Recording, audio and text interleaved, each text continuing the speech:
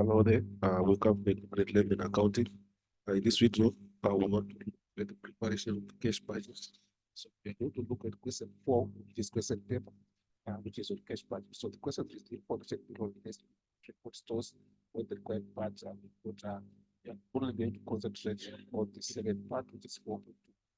So 4.2.2 is complete the cash budget by 2021. So remember, when we are preparing the cash budget, we are only looking at the actual cash in the our business. What concerns about non-cash items, non-cash items are not recorded in the cash budget. For example, we have depreciation, we put problem loss on disposals, provision for paid debts, and then non-cash items. Those are some of the examples of non-cash items that we do not record in the cash budget. So what the not part is some information is already in the answer. Let's and then on information we are given information in A. I go down, see that we also have other information that is going to follow. And for the next page, try to see what we have. Go to this page, the next page, you see that we put information in A. We are for the summary of transaction. We are given details from April to July. So beneath that, we also have a continuation of this information up to additional information J. So this is what we have. So bottom of answer section, see that we are given our case budgets that we need to fill in, and we are given the page sales as pre-entered as 12,000, and July is 27,500. Collection from data are seeing that we are having other figures that are entered there. I remember collection of data is not the first part of the question, so this were calculated on the first part of the question, and this is what we have. So we are just going to appeal it at the following items. So if you come to the next item, you've got rent income. So we are just going to the question and try to see what does rent income is to say according to the information that you are given. So what we are supposed to do is to come in and go down each and every item of additional information to try to see where do we have an explanation of rent income. So if you come to T, you see that it relates the letter or agreement makes provision for an annual increase of 4% commencing on 1 July 2021. So there is an increase that is going to take place of 4% on 1 July 2021. So if you come to our answer section, see that 1 July we are in this month, and the rate of June is 317,000. So what does it mean? It's July we are saying our 17,000 that we are given, in the total that is going to increase. So let's just try to compare back. We are told that it's going to increase by 4%. So what does it mean? It means before the increase, it was 100%. And then it's going to increase by 4%, which is plus 4%. It will get 104%. So this what we have, and then convert this in decimal, becomes divided by 100%. It becomes 1 to 1. So this is the factor that we're going to multiply with in the answer section. It's our rent after the increase. So basically we can say having this now, we can say our 1.12.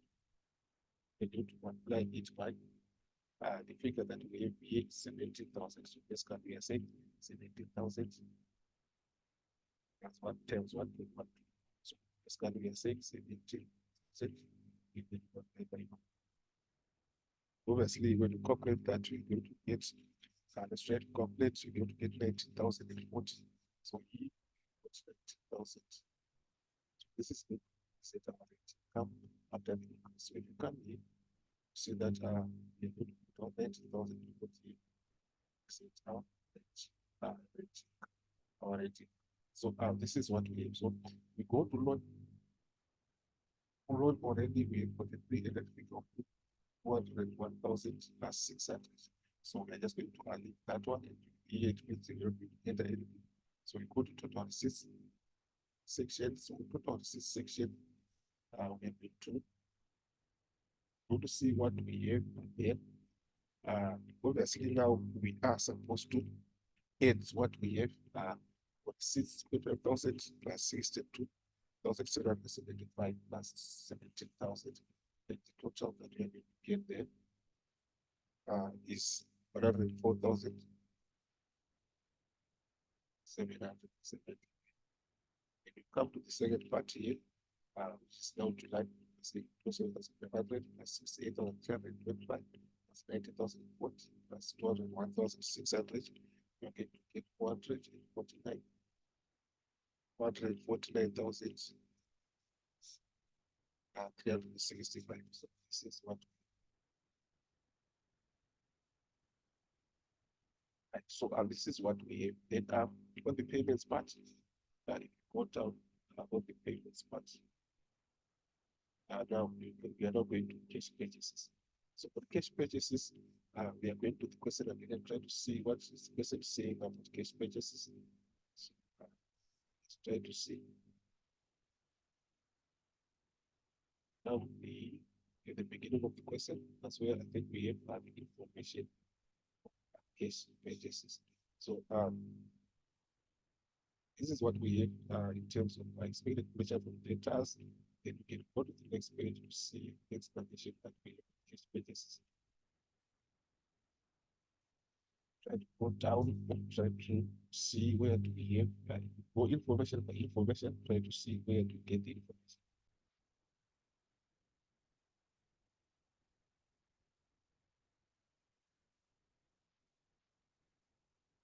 So if you come in here, you'll see that that's where we are having information of cash purchases. If you come here, it reads on this last item, it reads credit purchases are 40% of the total purchases. So that's what we are given. Then if you go to the table, you see that we are given credit purchases only, and that the percentage for credit purchases is 40%. So basically, we are going to use a proportion for each and every calculation. Remember, we are concerned about June and July. These are the months that we are preparing cash budgets. So what we are going to do is that we're going to set 40% for June. Remember, 40% is going to represent our credit purchases that we are given there, which is 65,000. So what we need is the cash purchases, which is the remainder. So if you say 100, then that's 40. We are going to get 60%. So 60% is representing cash purchases. So basically, we are saying we use a proportion by saying we figure that we want is for 60%. So we just make a proportion by saying our 60, what we don't have as a numerator, what we have as a denominator, and to give it 65,000 there. And then you try to calculate it as such. So if you calculate it there, you see that for June, you are going to get your figure as, let's try to see. If we calculate there, let's try to calculate and see what we get there. We're going to get 97,500. So here it means we have got 97,500. So this is what we have. So we are going to put 97,500 for June is our cash purchases, 97,500. And obviously we now go to July and do the same thing. So for July again, we're doing the same thing. Remember, we're given 40% there is equal to, for July is 85,000. And then the 60% is the one that we need. So we also look for 60% representing our cash purchases. So what we don't have numerator, what we have, that's numerator, then we multiply by the given figure, which is 85,000 over 1. To calculate it as such, I will see that we are going to get a figure of 127,500. 127,500. So this is the figure for cash purchases for July. So we go there, we enter it as such, is 127,500. So here we are saying 127,500.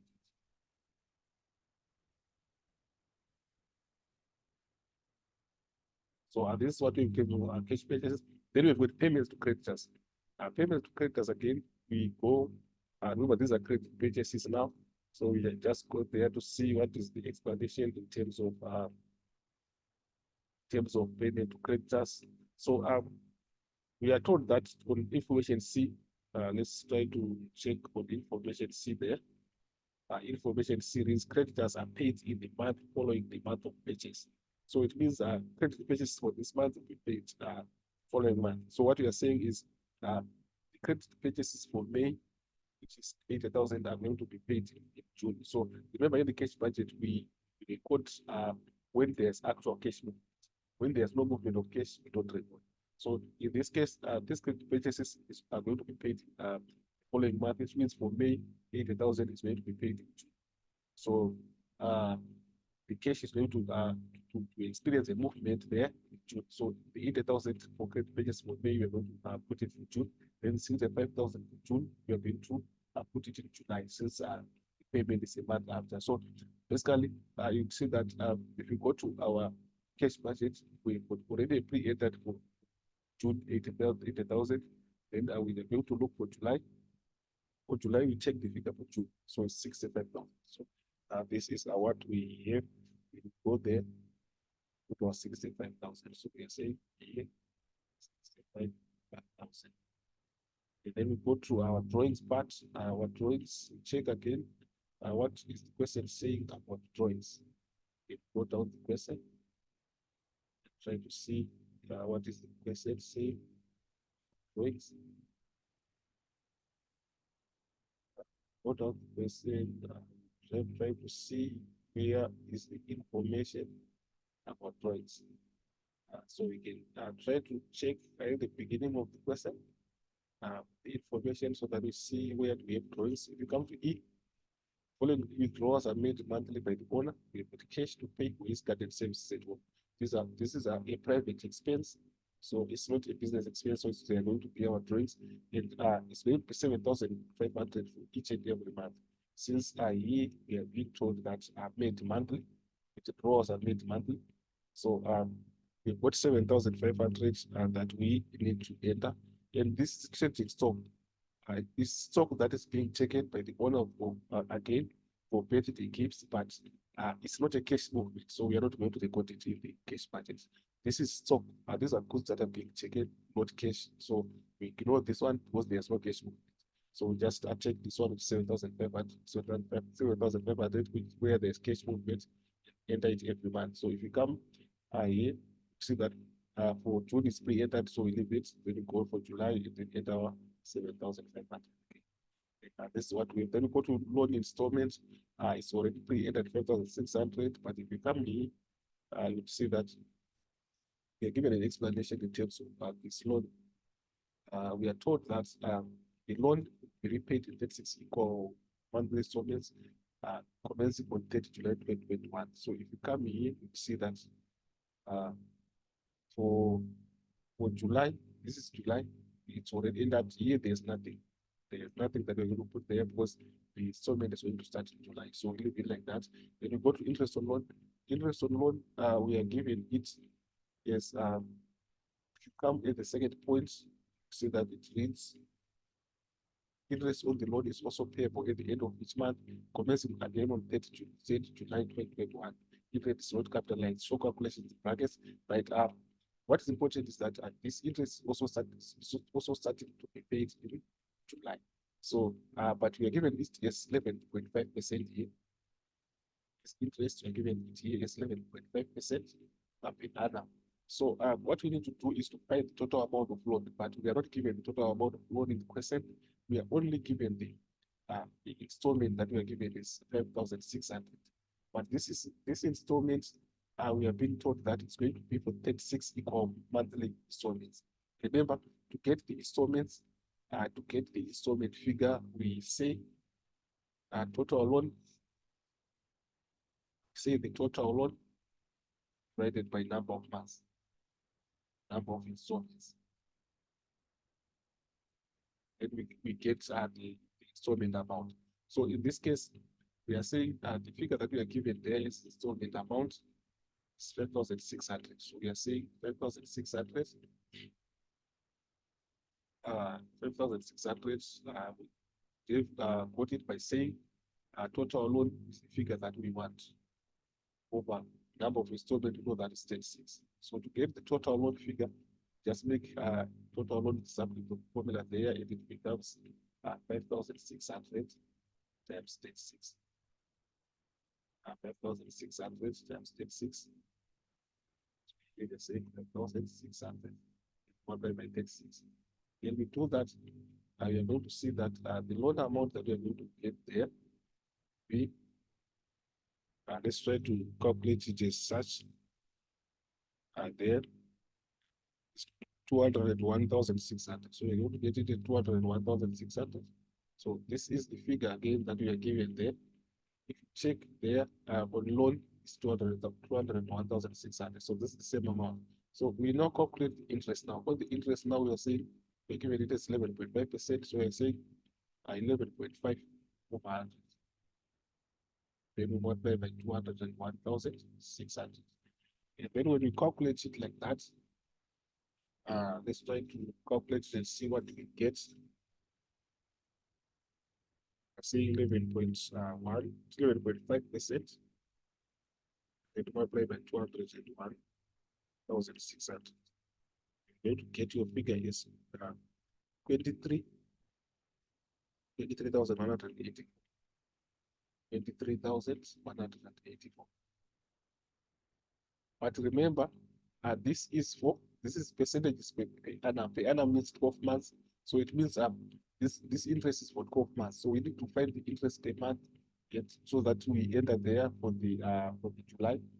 So from per month now we are supposed to divide by 12. So we divide by 12 there. Let's try to see what we get. If we divide by 12, we're going to get 1,932. So this is what we have. So we are saying here, we are saying it's equal to 1,932.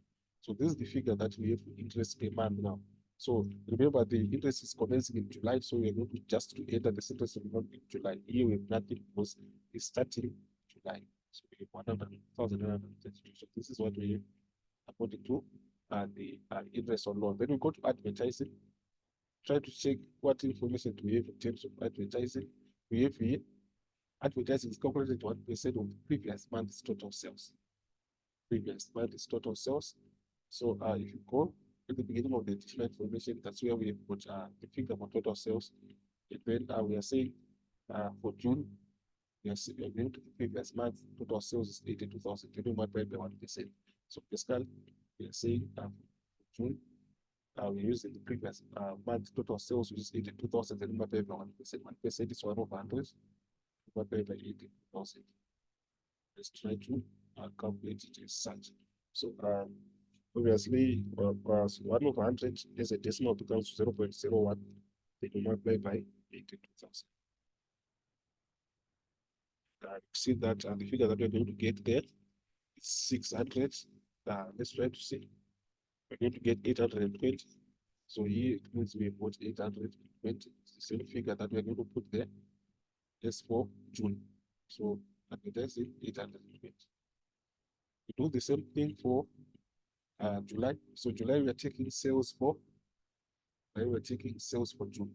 Total sales for June is 100,000. So we're saying 1 over 100 times 100,000. And then you calculate that, you see that we're going to get 1,000. 1,000 is the one that we're going to put for July. So we put 1,000 here. And then for salaries, we go again to check what information do we have in terms of salaries. We can go down checking about salaries. If you come here, you see that all employees, let's try to check this explanation. All employees will receive a salary increase of 4% at the end of July. So at the end of July, we're going to have a 4% increase. And then we are given the salaries for June. So for July, there's going to be the increase of 4%. So we are going to say 75,000. So remember, before the increase, it was 100%. And then there's going to be a 4% increase. Give us 1.4%.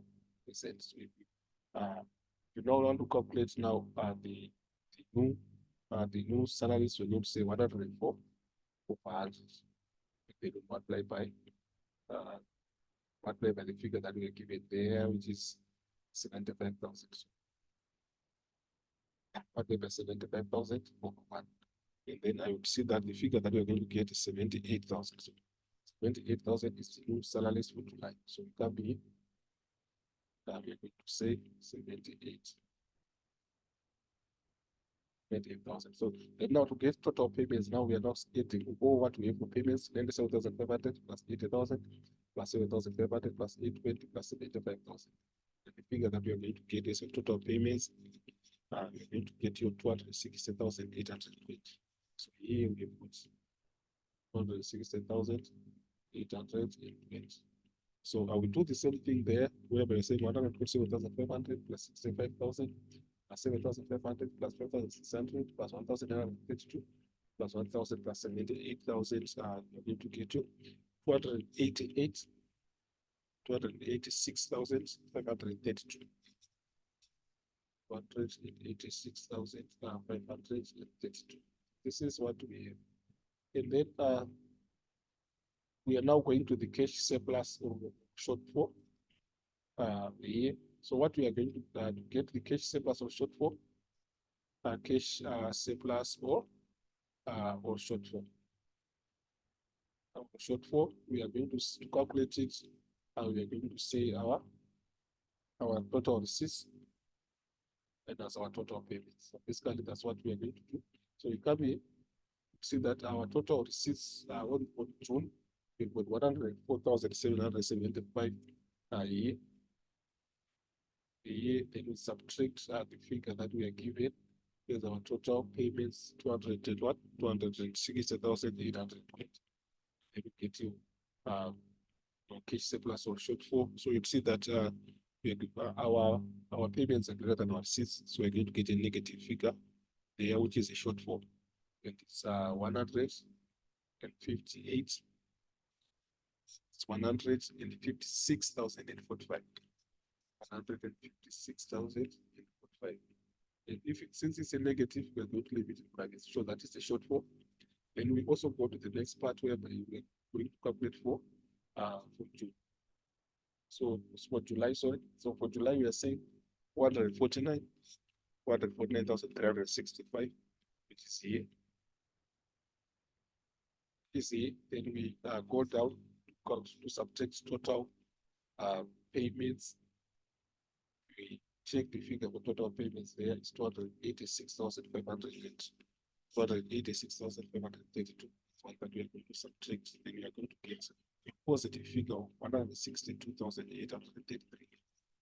162,833. This one is a positive figure.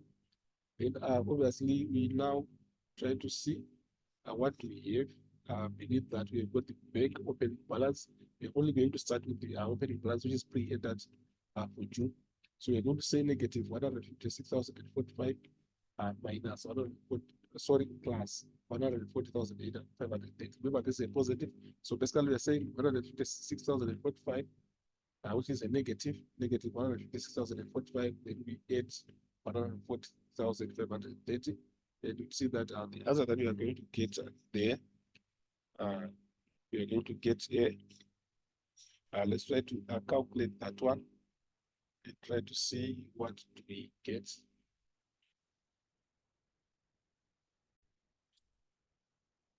So here you see that we are going to get a negative 50,550. So when you switch the brackets, so that's a negative. And you see that this is the same figure that is going to be the opening balance for the next period. So we're going to put it again as it is, 15,550 as a negative. And then now, for the second part, we are saying 162,000, which is a positive, 162,833. And then we subtract 15,550. And then the answer that we are going to get there, let's try to check what are we going to get there. We are saying 162,833. And then we subtract 15,550. So the answer that we are going to get there is 147,380. So here we are saying 147,380. 7,000, 318. So we put our 318. So at this one, remember it's a positive. So this is the final balance that we gave our sketch budget. So this is what we guys. Those of you subscribe, please subscribe. Meet again in the next video. As for this video, I'm signing.